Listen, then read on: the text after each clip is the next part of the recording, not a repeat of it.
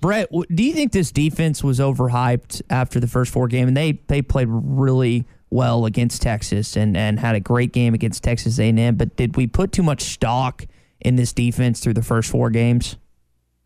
Well, rightfully so. You're going to put that in when you see the performances they had, but it's also the stock of the other teams. The offensive powers that they've kind of faced, and last week you're going up to not only a Heisman Trophy winner, candidate, you're going up against a firepower of an offense that can score at will. And then the biggest issue for our defense was the big plays. It wasn't, most of the times you're getting 6 to 12 explosive plays a game, but you're not scoring on all of them. And it seemed like Ole Miss was. And so we've got to just get back to basics. Even if you go back to the Texas and Texas A&M game, there's a lot of missed tackles. So we out kind of performed, but we've got to make those tackles. We've got to be able to put some pressure on the quarterback, and ultimately, if you want to compete in the SEC, we've got to stop the run. Brett, I look at this game this upcoming weekend where they're going to face a similar type of situation, a mobile quarterback in Bo Nix. Now, Matt's a better overall quarterback. Bo's got some wiggle to him as well. How would you approach this game if you're Barry Odom, trying to contain, get him on the ground, and make sure that offense doesn't just get after you this weekend?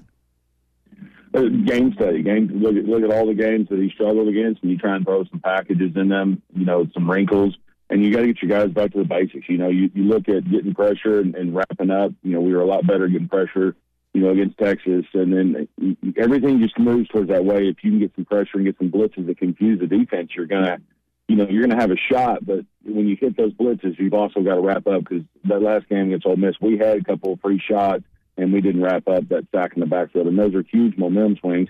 It's not as much as a missed field goal or blocked punt, but you're still getting a huge momentum swing if you can get a big stack in that situation. Bro, we were talking about sure tackling, and you bring it up, and that's been an issue for several weeks now. I know in basketball that Eric Musselman, he charts tips, and if you can deflect a pass and create problems in the passing lanes. Have you been on teams that chart that? It's not in the box score, missed tackles, but I bet you some graduate assistant somewhere is keeping track of every missed tackle a player has. Has that been a focus? I know you've been a special teams and offensive guy, but you talk to other guys on the team. Is that a focus on most teams, the missed tackles? Is that something they keep up with? It was always a focus on the teams I were on. Even on the special teams meetings, we get minuses. Your great performance, if you had a missed tackle, it was a minus performance. Because there's a lot of times there's no excuse for a lot of missed tackles. When you have a free shot, there are some combative ones where the guy's going to break a tackle and you've got him wrapped up, he's going to get loose. But when you've got that guy wrapped up with 2 arms, you've got to find a way to get him down, or at least hold him up. That's the other problem, is we're not holding him up until our teammates can get there. Like we're getting one guy on there, and then we don't have a pursuit. So it's kind of a combination of both. But there's definitely somebody keeping track of that, and it's not a stat that you want to leave. Yeah, I was mentioning the use of your hands as a defensive lineman. We're talking about Catalan's broken hand. Did I have that right coming in? I don't know if you heard that. You need the dexterity of your hands to more shed the block if you're a defensive lineman, or you played line. You know far more about it than anyone we can talk to. How does having limited use of your hands for like Williams this week on a defensive line after an injury there, how does that affect you? Is it more about shedding the block or making the tackle? It's a little bit of both, and you've got to get creative. There's obviously some other guys that have all had to deal with that. You look at JPP when he has his fingers blown off. There's things that you come when you have to wear a club that you get creative. You work on a spin move in practice that week. You work on a lot of dips and dives, and you're shedding those blocks. You don't necessarily have to have it. It helps when you have both hands, but now that you're kind of limited on one, you've got to just, we always said, be an athlete. You got to go out there and you've got to figure out a way to just go out there and do it. And I think that he'll have a chance a couple times to make some big plays, and whether he does or not, hopefully he does as an Arkansas fan, but there's definitely a way to shed that block even with a club on, because, like I said, guys play with that all the time. Coach talked about physical practices and going good on goods and still working on tackling last week leading up to the Ole Miss game. It's clearly something he's concerned about. What more can you do than what it sounds like they're doing to prepare if you're playing your best on best and you're tackling in practice at this point in the year? You're halfway through. That's not normal, is it? It's not normal to be still struggling. Usually that's a first of the year type of deal, coming off a training camp where you hadn't been tackling your teammates. You see a lot more of it on special teams because teams don't try to tackle on special teams because you're running down the field so much and you don't want to get guys hurt. But, offense and defense, you just got to go out there and they've got to buy in. They've got to figure out a way.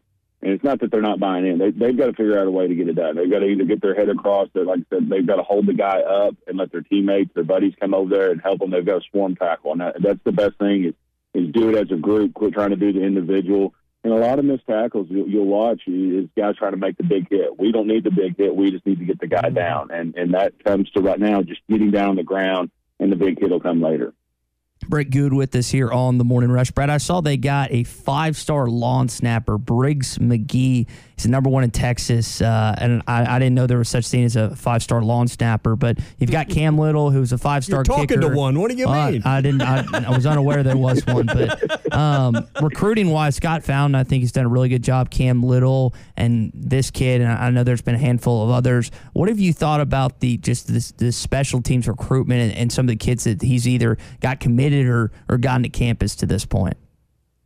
Well, you can just see with this coaching staff in full is the recruiting. We're getting bodies in there. We're getting those 5-star guys, those 4-star guys, and it's a process. And so what you say, those guys, they come in, be ready to work because they're going to have an opportunity to play immediately or have an opportunity within a year to play and be productive for the team. And so you're happy to see these guys come in. We still have to, as excited as we are for Razorback football, and I know the guys in the room can win, but we are in a building process still from all the years. We've got to maintain this success, and that's what they're trying to do. And you can see that there's excitement from the stands are full. There's excitement in the air for Arkansas, and that also helps the recruiting process. So as long as they keep winning, we're going to get better recruits, and I think they're going to stay humble on the coaching staff to get these kids because they're going to remember where they've been, and they're just going to keep talking to them like normal. And that's what we love about Sam Pittman and his coaching staff is they are able to get these type of recruits because they're just themselves, and people want to come play for them, and they obviously want to come play for the state of Arkansas and see this Razorback Stadium full. Brett, I want to shift it up to some NFL stuff. 18 of the 79 games this season have been decided in the final minute or overtime. That's the most in quite some time. And when I look at the Super Bowl this year, I thought that Kansas City would rematch Tampa Bay and ultimately Patrick Mahomes would beat Tom Brady, but I'm not so sure based on that defense now. When you look at the NFL, when you look at these teams, and I know Arizona, I think, is the lone undefeated team, do you think the Super Bowl is pretty up in the air right now, what teams will be participating in it? It is. It's so crazy to say. I mean, we're still early. We're in the second quarter of the season.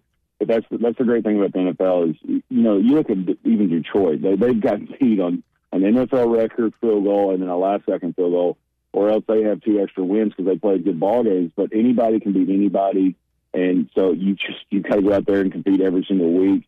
And, last weekend there was 12 missed field goals, 12 missed extra points before Sunday Night Football even happened on Sunday. And then, of course, in the Packers game, set an NFL record since the 1970s of 5 missed kicks inside the final 3 minutes of regulation and or overtime. So it's not, you can't take everything for granted. So these games, they come down to the line, everybody's good, everybody's paying, and one simple mistake can cost you the game, and that's what you're seeing right now. And so you've got to try to stay healthy and just go out there and week in, week out, you got to grind it out. So both kickers were struggling at the end of that Packers game that went to overtime with the Bengals. Was that wind? What were you seeing? Because I can't believe it's nerves with Mason Crosby at this point. So what was going on in that game that led to all of the missed kicks? It was wind. There were some conditions there. Cincinnati's always kind of been a tough place to kick, them in Cleveland. You look at that, even the kick that the Bengals kicker tried to make, it was right down the middle of the uprights. And then last second, the wind just blows it over. And, he hits the flag on top of the upright. So, what we've always talked about is that ball is, it's rotating in the right direction. And so those guys were all hitting good kicks. The wind was just shifting them around. And so when it comes to that last kick that Mason finally drilled, he just kind of kept it low and just drove it through the goalpost and just like, okay, let's move on with this game. These guys don't have nerves. They're just going out there and it's the same process for them. The ball is set down on the ground. You're going to have a little bit of operational. There were some spins that could have been better on laces with the snapper and the holder on both sides, and that's kind of the same way all week. I mean, I even saw Patrick Manley, the former Bears snapper, tweeting over the weekend like we got to have better laces. So that operation is so key, because you're doing everything under 1.3 seconds, that it's got to be really sound as they move forward, especially as the weather starts to shift now and we start having some snow and some cold and some really nasty games to move forward. All right, let's keep the conversation on special teams, but center it back to Arkansas. Cam Little, who made his first eights, had some misses here as of late, one in the Georgia game, then a 50-yarder. Do you just put a 50-yarder behind you and not think about it anymore because of the distance? Or, A, what did you see on that kick? And, B, how do you mentally approach it moving forward for a kicker that was so sure and so solid to start the season? 50-yarders are tough, especially, you don't see a ton of college kickers making these just because it's a tough kick to make. And so these guys get more comfortable. Their legs are getting stronger. We're going to start seeing it more often through the weight room as these guys develop. And the biggest thing you'll see in these kickers is you got to tell them it's like hitting a 7-iron. You don't have to go out there on that 50-yarder and hit your driver. Just hit a normal ball and let it carry through, because they're not going out there never practicing these kicks in practice. Coach Pittman, Coach Fountain, they're saying he can make it. He has the leg distance. He did it in pregame. He's done it in practice. So he's got the ability to do it. So you just got to go out there and just hit a smooth kick.